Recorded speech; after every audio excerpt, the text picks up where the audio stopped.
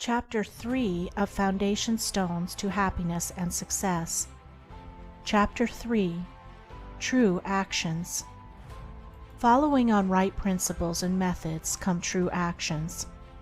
One who is striving to grasp true principles and work with sound methods will soon come to perceive that details of conduct cannot be overlooked, that, indeed, those details are fundamentally distinctive or creative, according to their nature, and are of deep significance and comprehensive importance, and this perception and knowledge of the nature and power of passing actions will gradually open and grow within him as an added vision, a new revelation. As he acquires this insight, his progress will be more rapid, his pathway in life more sure, his days more serene and peaceful. In all things, he will go the true and direct way, unswayed and untroubled by the external forces that play around and about him. Not that he will be indifferent to the welfare and happiness of those about him, that is quite another thing, but he will be indifferent to their opinions, to their ignorance, to their ungoverned passions. By true actions, indeed, is meant acting rightly towards others, and the right doer knows that his actions, in accordance with truth, are but for the happiness of those about him, and he will do them even though an occasion may arise when someone near to him may advise or implore him to do otherwise.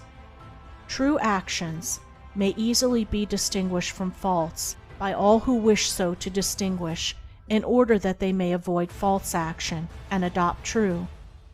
As in the material world we distinguish things by their form, color, size, etc., choosing those things which we require, and putting by those things which are not useful to us, so in the spiritual world of deeds we can distinguish between those that are bad and those that are good by their nature, their aim, and their effect, and can choose and adopt those that are good and ignore those that are bad.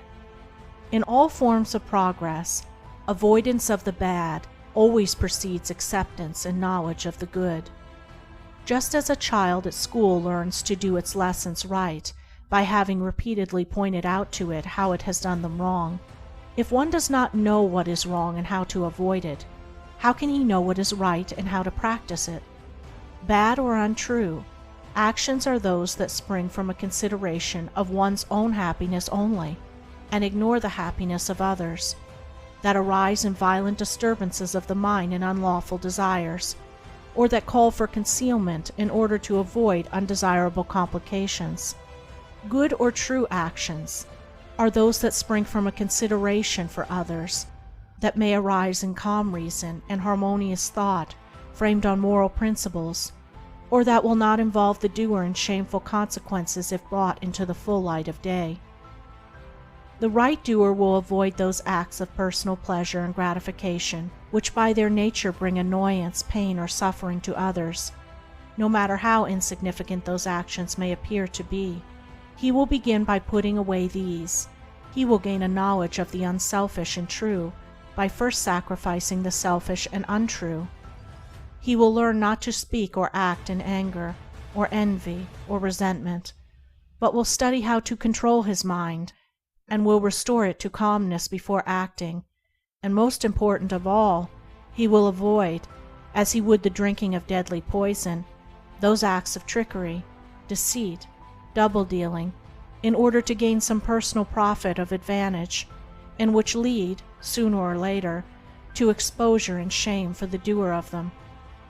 If a man is prompted to do a thing which he needs to conceal, and which he would not lawfully and frankly defend if it were examined of witness, he should know by that it is a wrong act, and therefore to be abandoned without a further moment's consideration.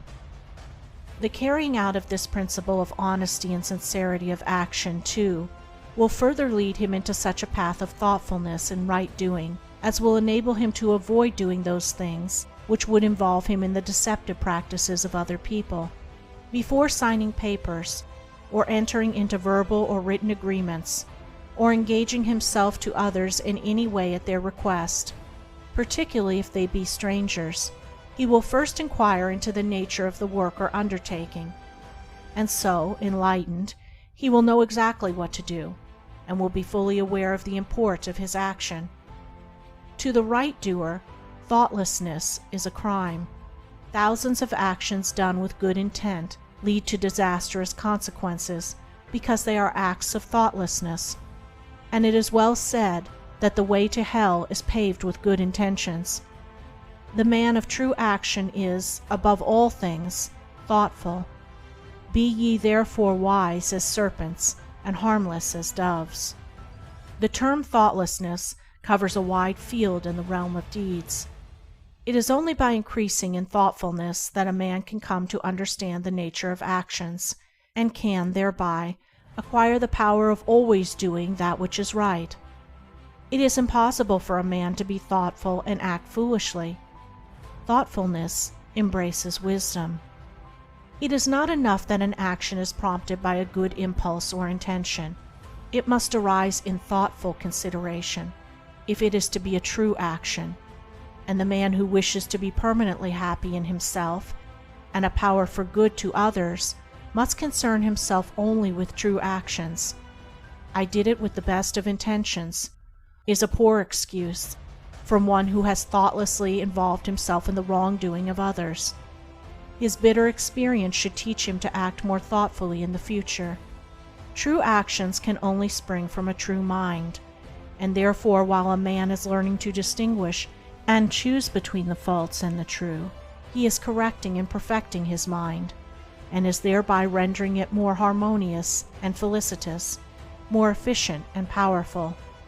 As he acquires the inner eye to clearly distinguish the right in all the details of life, and the faith and knowledge to do it, he will realize that he is building the house of his character and life upon a rock which the winds of failure and the storms of persecution can never undermine. End of chapter 3.